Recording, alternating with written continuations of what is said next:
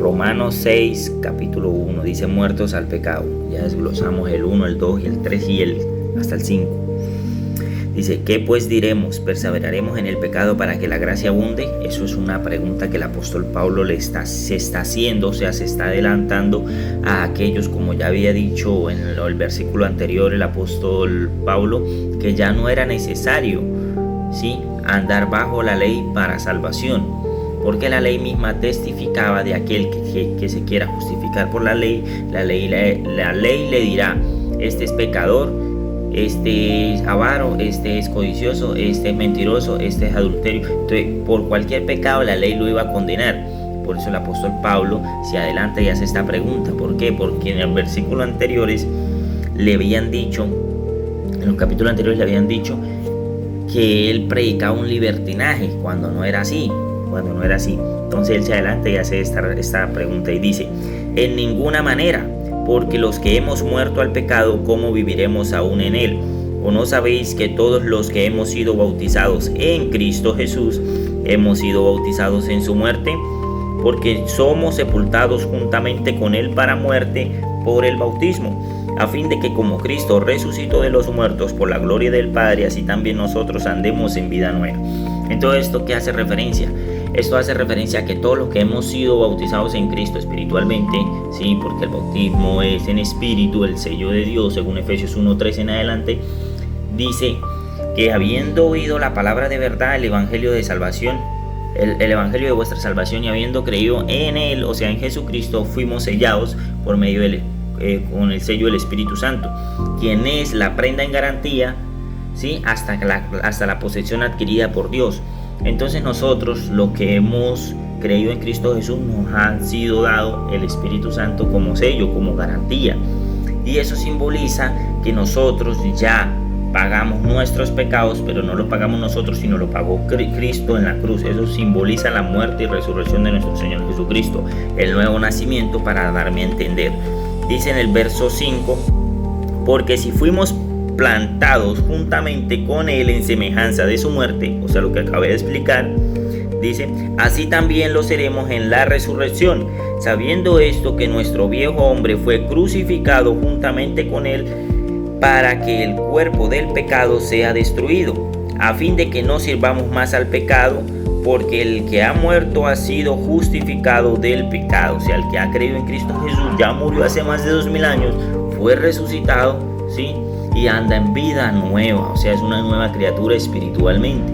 ¿Por qué espiritualmente?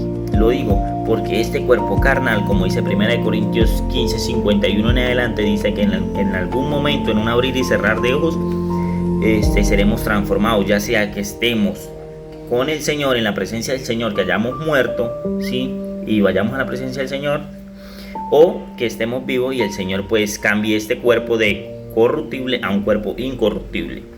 Me quedé en el verso 8. Dice, y si morimos con Cristo, creemos que también viviremos con él, sabiendo que Cristo, habiendo resucitado de los muertos, ya no muere. ¿Por qué? Porque él mismo lo dijo, yo soy la vida, ¿sí? Literalmente él es la vida eterna. Todo aquel que cree en él no verá muerte, no la verá. Y la muerte, cuando se habla de muerte, no se habla de muerte física, sino literalmente será arrojado al lago de fuego. Esa es la segunda muerte según Apocalipsis. Entonces nosotros no veremos esa muerte, gracias al Señor, y bendito sea su misericordia. La muerte ya no muere. La muerte no se enseñoreará más de él, porque en cuanto murió al pecado murió. Porque en cuanto murió, al pecado murió una vez por todas, mas en cuanto vive, para Dios vive. Entonces literalmente sabemos que el Señor es incorruptible, en él no hay mancha ni pecado, y él resucitó literalmente sin mancha alguna, y así también mismo entregó su vida sin mancha alguna, ¿sí? Porque a él no se le halló ningún pecado o alguna mancha de pecado en su cuerpo, ni siquiera en su boca se le halló engaño. Parte 3, siervos de la justicia. Aquí ya después del capítulo 15, el apóstol Pablo va a a exhortarnos, pues a declararnos qué es lo que tenemos que hacer. Dice en el versículo 15 del capítulo 6. Vuelve y hace una pregunta, dice: ¿qué pues? ¿Pecaremos porque no estamos bajo la ley, sino bajo la gracia? Va a responder lo que dice en el versículo 14. En el 14 decía: porque el pecado no se enseñoreará de vosotros, punto y seguido, pues no estáis bajo la ley, sino bajo la gracia. Lo que yo expliqué. Entonces, como no estamos bajo la ley, vamos a salir a pecar como locos. No se está haciendo un llamado a eso. Eso no lo está predicando el apóstol Pablo. El apóstol Pablo está diciendo: ¿qué pues? ¿Pecaremos porque ya no estamos bajo la ley, sino bajo la gracia?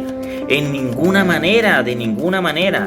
¿No sabéis que si os sometéis a alguien como esclavos para obedecerle, sois esclavos de aquel a quien obedecéis, sea del pecado para muerte o sea de la obediencia para justicia? Literalmente está hablando de que ya usted una vez fue salvo, fue rescatado de la condenación por la misericordia de nuestro Señor Jesucristo y su sacrificio.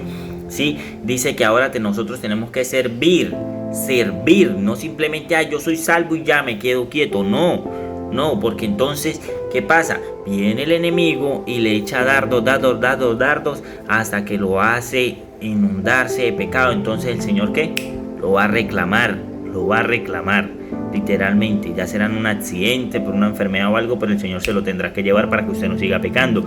Y si usted tiene que ser un siervo, es un siervo de justicia, no un siervo para Satanás, ¿sí? En ese sentido, alguien que haga lo malo, por así decirlo. Dice la obediencia para justicia en el 17: pero gracias a Dios que aunque erais esclavos del pecado, habéis obedecido de corazón a aquella forma de doctrina a la cual fuisteis entregados, y libertados del pecado, viniste a ser siervos de la justicia. Venimos, ya que nosotros antes estábamos en el mundo, por así decirlo, incrédulos, creyendo en otras dioses, en otra doctrina. Gracias al Señor, por medio de su sacrificio, nosotros ahora somos ¿qué? Siervos de Cristo, para Cristo. ¿Por qué? Porque fuimos rescatados por su sangre preciosa. Ahora ya no servimos a las cosas vanas, sí, del mundo, como al pecado, a la muerte, todo eso, sino ahora servimos a Cristo, predicando el evangelio, llevando las buenas nuevas a todos aquellos. Eso es lo que se está tratando de hablar el texto.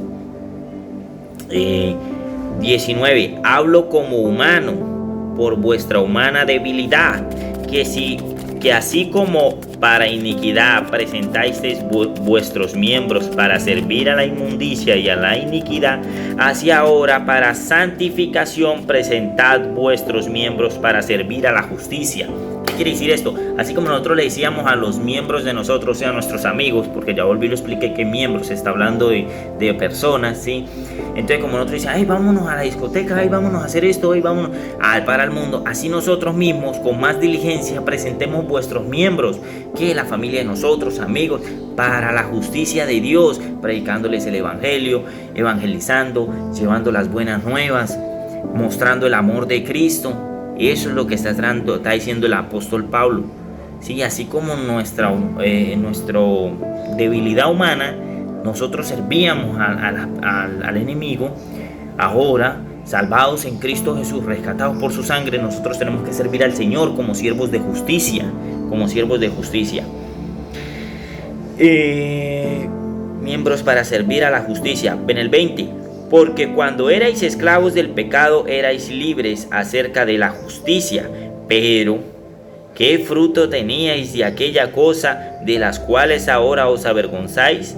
Porque el fin de ellas es muerte. Mas ahora que habéis sido libertados del pecado y hechos siervos de Dios, tenéis por vuestro fruto la santificación y como fin la vida eterna. Bendito sea el Señor. Entonces, está hablando que así como nosotros corríamos al mundo a hacer lo malo, sí, a invitar a nuestros amigos a hacer otra cosa menos a servirle al Señor, ahora como fuimos rescatados y somos siervos de nuestro Dios, sí, del Señor Jesucristo, rescatados por su sangre, nosotros tenemos con más diligencia que ir a predicar el evangelio, que ir a anunciar las buenas nuevas, que ir a mostrar el amor de Cristo que está dentro de nosotros, porque demostrar es hacer un acto por su propia, ¿cómo se le dice? A otorgarse algo para adquirir algo, ¿sí? Para adquirir un premio, una meta.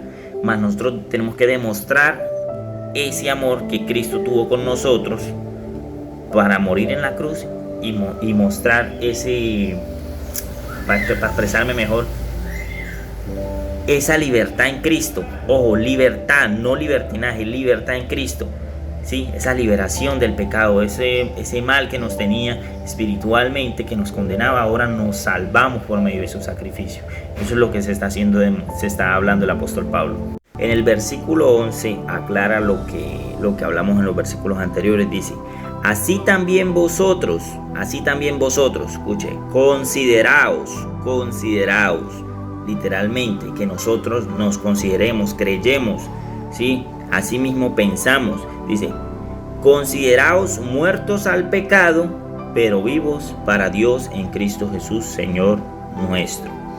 Porque alguno querrá decir: tú eres salvo, pero yo te veo por ahí a veces fallar. Yo te veo a ti que tan. Tú no eres un santo, tú no flotas. Que usted no necesita flotar, no necesita, mejor dicho, brillar, que su piel brille o sus ojos brillen, no necesita brillar su rostro como Moisés. Y aún así Moisés sabía que él no era digno de nada, sí, pero no me voy a perder. Entonces, esto, como lo dice aquí el apóstol en el versículo 11, está aclarando todas las dudas que tienen esas personas. No es que literalmente esté hablando que este cuerpo ya no peque una vez crea con fe en el evangelio, no, va a tener errores, caídas, pero el Señor siempre va a estar ahí, ¿sí? Y que ya esos errores, esas caídas ya fueron pagadas en la cruz. Ahora alguno dirá: entonces vamos a pecar porque ya todo pagó. Como dice en el principio, ¿pecaremos pues para que la gracia abunde? De ninguna manera, porque ya morimos al pecado. ¿Cómo viviremos aún en él? ¿Por qué no más bien dicen: si ya fuimos salvados, más bien demostremos el amor de Cristo? Eso no lo dicen, ¿sí? ¿Por qué? Porque están más entusiasmados, son más apegados a querer ver lo de los demás o a que lo de ellos siempre es lo mejor, pero no se basan a lo que dice el texto, ¿sí? Quieren estar engañando a la gente. Dice en el 12: no reine pues el pecado en vuestro cuerpo mortal. Bendito sea el Señor, que por medio del apóstol Pablo lo está aclarando, ¿sí? Para aquellos que dicen que una vez salvo nunca puede pecar más, eso es mentiras. Sí puede tener fallas y eso, pero eso no va a hacer que lo condene, porque Cristo pagó su condena. Dice: no reine pues el pecado en vuestro cuerpo mortal, de modo que lo obedezcáis en sus concupiscencias, ni tampoco presentéis vuestros miembros al pecado como instrumento de iniquidad, sino presentaos vosotros mismos a Dios como vivos de entre los muertos, y vuestros miembros a Dios como instrumentos de justicia. Cuando está hablando de concupiscencias, está hablando de deseos, fetiches, todo lo que el ser humano se deleita en eso. Y cuando está hablando de vuestros miembros, no está hablando del cuerpo, sino está hablando de los compañeros, de los familiares, de los que andan con ustedes, ¿sí? Porque él dice: sino presentaos vosotros mismos a Dios, vosotros mismos, o sea, nosotros mismos a Dios, y vuestros miembros, o sea, los que están aquí. Si no es: venga, vamos a hacer esto, vamos a ir a fiesta, vamos a ir a lo malo, no, sino venga, vamos a predicar, venga, vamos a evangelizar. Eso es lo que está tratando de hablar el apóstol Pablo, que no nos dejemos llevar por nuestros deseos, ¿sí? No nos dejemos que el pecado reine en nosotros, ¿sí? En ese sentido, para que nos vaya mal, sino más bien presentémonos como vivos delante de Dios, como siervos que somos. Dice: porque el pecado, en el 14, porque el pecado no se enseñoreará de vosotros, pues no estáis bajo la ley, sino bajo la gracia. Ahí quita todo argumento que es que la gracia es un libertinaje, que es que ya no cumplamos la ley. No, sabemos que no estamos bajo la ley, porque aquel que esté bajo la ley misma lo condena. Ay, es que yo cumplo la ley y la ley testifica. No, la ley testifica que usted es un mentiroso. La ley testifica que usted es un avaro. La ley testifica que usted ve a la mujer ajena. La ley testifica que usted es una mujer adúltera. La ley testifica que usted enseña muchas cosas de su cuerpo. La ley testifica que usted deshonra a sus padres y a su madre. Entonces, aquel que se quiera justificar por la ley misma le declara que él no es justo. Mas nosotros, que no estamos bajo la ley, sí, sino bajo la gracia de nuestro Señor Jesucristo, el cual Él ya pagó toda nuestra deuda, no tenemos esa condena, no tenemos eso, sino más bien, ¿sí?, cumplimos la ley, pero para saber qué es lo que tenemos que hacer. Aunque sabemos que a veces fallamos como seres humanos que somos. No somos perfectos. Espiritualmente somos santos y justos delante de Dios por medio de nuestro Señor Jesucristo. A los ojos de los hombres somos como un hombre común, el cual tiene debilidades, fallas, defectos, pero aún así nos gloriamos en Cristo. En Cristo. Bástate mi gracia, pues mi poder se perfecciona en la debilidad, dijo el Señor al apóstol Pablo. Vamos a finalizar con la parte 4, el último versículo que me queda, que es Romanos capítulo 6, versículo 23, y es ya donde el apóstol Pablo deja por definitivo todo lo que acabo de hablar. Dice el versículo: porque la paga del pecado es muerte, mas la dádiva de Dios es vida eterna en Cristo Jesús, Señor nuestro. Dádiva significa regalo, ¿sí? Sí, dádiva significa regalo. ¿Qué está hablando el apóstol Pablo acá? Él está diciendo que la paga del pecado, como antes nosotros, ¿sí?, servíamos al pecado literalmente, estábamos en el mundo, no éramos salvos. La paga de ese pecado es la muerte, y sabemos que la muerte, como dice Romanos 3:23, que la paga del que por cuanto todos pecaron están destituidos de la gloria de Dios. Esa paga, sí, que se da por el pecado, es ser destituido de la gloria de Dios, como dice también Génesis, que Adán y Eva, después de que pecaron, fueron destituidos del paraíso. Literalmente ya no podían entrar al Edén, ¿sí? Eso está hablando el apóstol Pablo. Está dando una referencia que la paga del pecado para los que no han sido salvos, o sea, literalmente es la muerte. Les espera la separación de Dios, y solamente hay dos lugares: o cielo o infierno, o es Cristo o es sin Cristo.